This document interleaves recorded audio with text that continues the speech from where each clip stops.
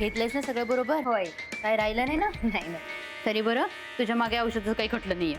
हो, माझ्या मागे नाहीये, पण बाबांच्या मागे. त्यामुळे त्यांच्या सकाळच्या बीपीच्या गोळ्या आठवणीने द्यायला हव्या. हो, मी सगळं नीट करते, तू नको इथली काळजी करू, तिकडे जाऊन मजा कर. संपदा आहे ना ग तिथे? हो, पण आई तुम्ही नका काळजी करू, मी घेईन सांभाळून. नाही, काळजी नाही करत आहे, पण तुम्ही चौघी बहिणी इतके दिवसानंतर एकत्र भेटताय. गप्पा मारण्याच्या नादामध्ये आई आजी काकूला त्रास देऊ नका तुम्ही. नाही म्हणजे तू त्रास देणार नाहीस ग, वेळेला तर मदतच करशील त्या. नाही, मला आवडेल मदत करायला, पण आजी मला ना किचन मध्ये जाऊच देणार नाही. आणि त्यातनं नवीन घरात अंगण सुद्धा नाहीये, त्यामुळे पापड कुरडया काहीच नसणार. हा, पण लोणचं असेल. मला ना असं घरभर लोणच्याचा वास पसरतो ना, खूप आवडतं. वा, छान, मजा कर म्हणजे झालं. हो. स्वानंदी, एक सुचवू का तुला? हा, नाही म्हणजे जायच्या आधी निलिमाला थोडे घर खर्चाचे पैसे देऊन जाशील का? हवाई पैसेच काय, मी पेटीची चावीच देऊन जाणार होते. अगं नको, किल्ली कशाला? म्हणजे महिन्याचं घर खर्चाचे पैसे असतील ना त्यात ठेवलेले. हो, 30,000 असतील. अगं मग एवढे कशाला लागतायत?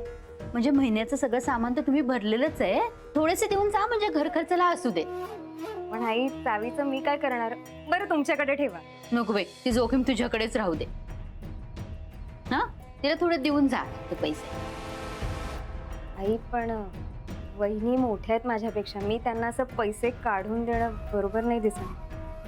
अगं काही होत नाही, बहिणीसारख्याच वागता ना एकमेकींशी. आणि ना फक्त 2,000च दे, आपल्याला बचत करायचे ना. झालं ना तुझं आवरून? बॅग घेऊ का? नाही नाही, घेते. ये.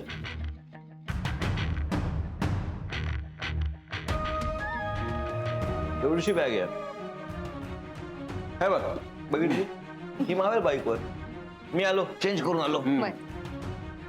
निघते. काय बाळा निघालीस? हो. बाबा नमस्कार. अरे बाबा, सुखी राहा, आनंदात राहा. आई, असू दे राहू दे. छान आराम कर तिकडे जाऊन.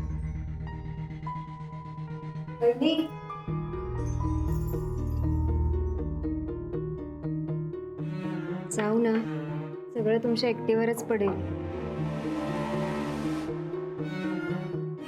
वेडी आहेस का? जा, आम्ही आहोत इथे सगळे. बाळू दादा, मी तुमची बॅग खाली ठेवून येतो. बघितलं, नमस्कार करेन म्हणून घाबरून पळून गेले. बरं निघा आता तुम्ही, खूप उशीर होईल. एक मिनिट.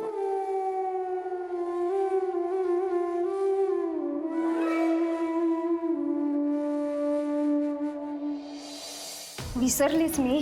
काय घर खर्चाला पैसे देऊन जाते, 2-3 दिवस लागतील ना.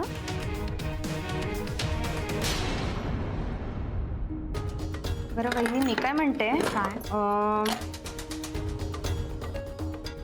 2,000 पुरतील ना? एवढे नाही लागणार. एवढे कशाला? वहिनी, असू दे, घर म्हणून भाज्या फळं सगळं.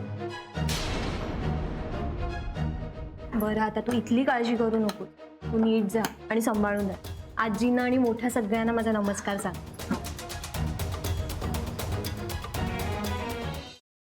Paneer mushroom stick with barbecue sauce करण्यासाठी लागणारे साहित्य: किसलेलं गाजर, उकडलेला बटाटा, पनीर, तांदूळाचं पीठ, रवा, मटार, मशरूम, कोबी, मीठ, मिरची, कोथिंबीर आणि बार्बेक्यू सॉस. कृती: प्रथम एका बाउलमध्ये किसलेलं गाजर, उकडलेला बटाटा, कुस्करलेलं पनीर, मटार, मशरूम, हिरवी मिरची, कोथिंबीर, कोबी, मीठ आणि तांदूळाचं पीठ घालून सर्व एकजीव करून घ्यावं. तयार मिश्रणाच्या स्टिक बनवून रव्यामध्ये घोळवून गरम तेलात तळून घ्याव्यात आणि सर्व्ह कराव्यात. मामी, कोणता भक्त हाक मारतो आहे? ध्यानात इतके मग्न आहात. बाणाईला भेट घ्यायची आहे देवी. वाटलंच मला, ही अस्वस्थ असणं स्वाभाविकच आहे. तिच्या दृष्टीने हे सारंच गोंधळून टाकणार आहे. अशा वेळी तिला तुम्हाला किंवा मला भेटावं असं वाटणं हे स्वाभाविक आहे. नमस्ते अंकल जी, वो हमें आपसे कशा करता आलास तू इथे? विकीची चाळी करायला? काय समजतो काय स्वतःला तू अरे आजारपणात माझा जीव वाचला म्हणून घरातल्या पोरी बाळींवर अरे कुठून येता तुम्ही नाही ते उद्योग धंदे करता इथं खपवून घेणार नाही मी सांगतो तुला मी फार वाईट माणूस आहे लक्षात ठेव पोलिसात देणार होतो तुला केवळ विके आडवाला म्हणून लक्षात ठेवलं ते इथून दिंड काढणार होतो तुझी मी मामा आता आपण काहीच करू शकत नाही.